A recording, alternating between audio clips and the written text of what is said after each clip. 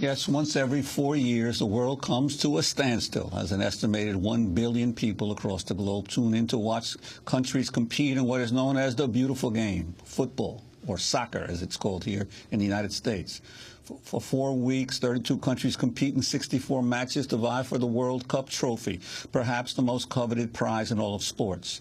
This year, the World Cup is being held in South Africa. It's the first time in history the tournament is held on the African continent. An estimated 350,000 people are expected to visit South Africa for the competition. Last night, tens of thousands of people gathered in Soweto's Orlando Stadium for a celebration concert that featured African stars Angelique Kidjo, Amadou and Mariam, Hugh Masekela, as well as stars from around the world, including Shakira and John Legend and Black Eyed Peas. One of the keynote speakers of the night was South African Archbishop and Nobel Peace Prize winner Desmond Tutu. Welcome you all! For Africa is the cradle of humanity.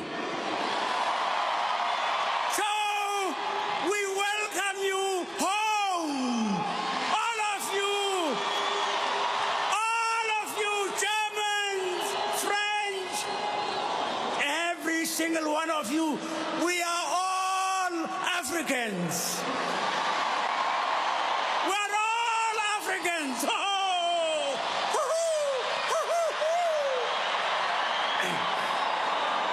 And we want to say to the world, thank you for helping this ugly, ugly, ugly worm, caterpillar, which we were, to become a beautiful, beautiful butterfly.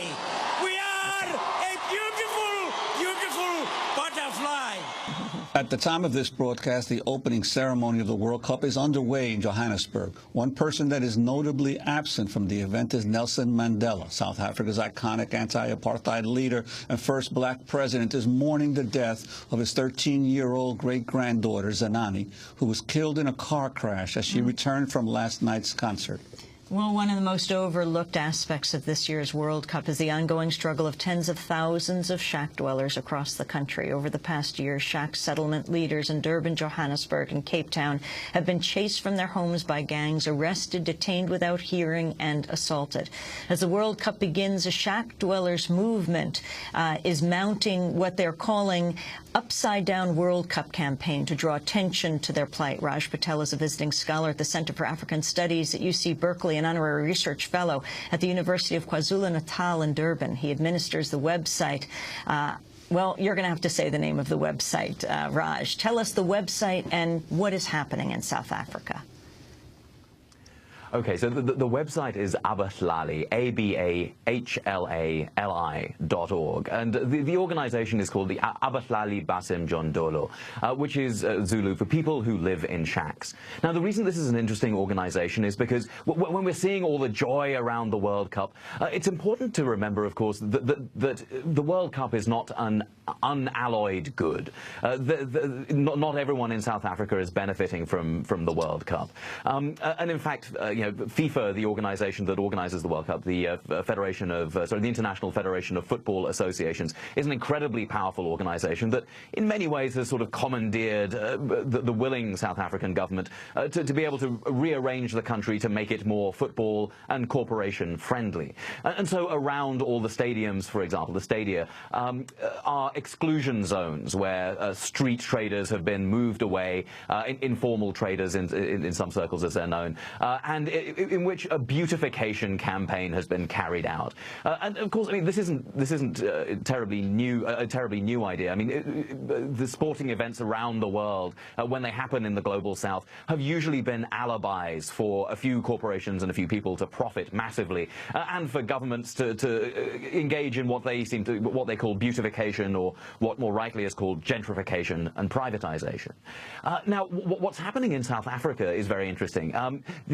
we've seen billions of dollars of subsidy given by the South African government to FIFA, but we're seeing in the mainstream media stories coming up about how while a few people, tourists are enjoying the World Cup and the World Cup is being broadcast around the world, and while FIFA clearly has the power to get someone like Kanan to rewrite his song, we're also seeing that poor people are excluded from the World Cup, and that's an important narrative for us to have. It's important to see that, for example, informal traders are being moved away, or, for example, in Durban, artisanal fisher people who are normally allowed to fish from the piers in Durban, a struggle for which they fought very hard. It was one of the sort of key demands for certain people in the anti-apartheid struggle, is the freedom to be able to fish wherever you like. Well, those rights have been rolled back for the duration of the World Cup.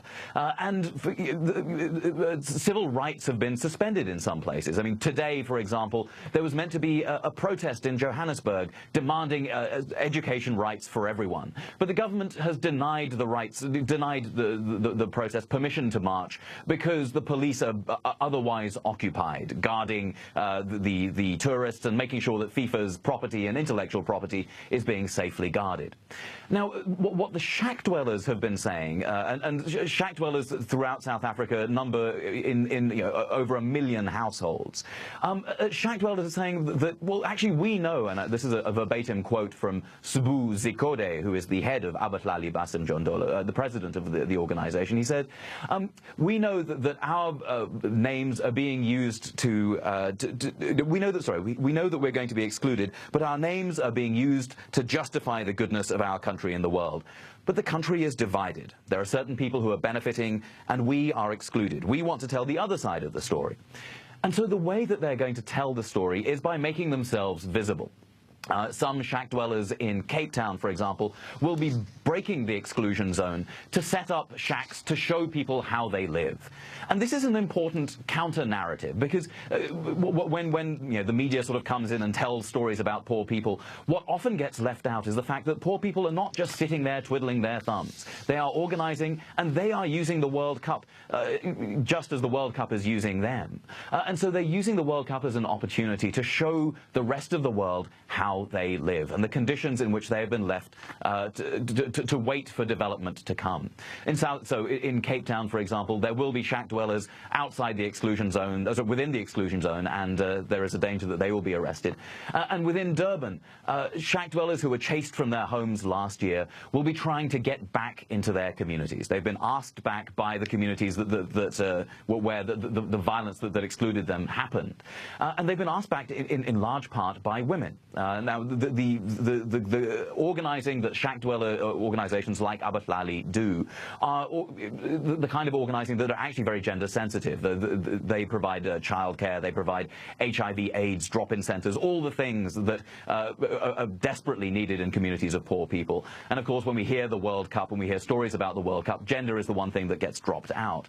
And so what we're seeing is a demand from women in shacks for their leadership and for organizations to come back and to provide support. And so in this moment of World Cup celebration, what organizations of poor people are hoping is that the world media will pay a little bit of attention to what they're doing and to provide some cover for the organizing that will happen long after the World Cup ends and the final whistle blows. And Raj, I'd like to ask you, about $6 billion was spent in the building of these various stadiums. So how did the government finance all of this, given the huge problems and disparities, income disparities that still exist in the country? Well, I mean, debt is the main way. I mean, the government has siphoned resources away from other projects, and there's been a huge opportunity cost. This is money that Shackdwellers and other people have been saying could have been going to housing, could have been going to education, could have been going to healthcare, but it's been diverted to provide these white elephant stadiums, as Desmond Tutu called them, stadiums that will be scaled back or in some cases left to rot after the final whistle blows. Well, Raj Patel, I want to thank you very much for being with us. Among everything else, he is the author of The Value of Nothing, How to Reshape Market Society and Reclaim Democracy. That does it for our broadcast. Democracy Now! Produced by Mike Berkshire, Fotokadusa, Armate, Angeli Kamet, Steve Martinez, Nicole Salazar, Hani Masood, Rabbi Karen, Mike DeFilippo, Peter Curries, Miguel Noguera, our engineer. Special thanks to Julie Crosby, Becca Staley, Nick Gilla, Hugh Grant, Samantha Chambly, Jessel Noor. I will be speaking tonight at 4 o'clock at Montgomery College in Silver Spring, and to Saturday at 1 o'clock in St. Paul. Go to our website, democracynow.org. I'm Amy Goodman.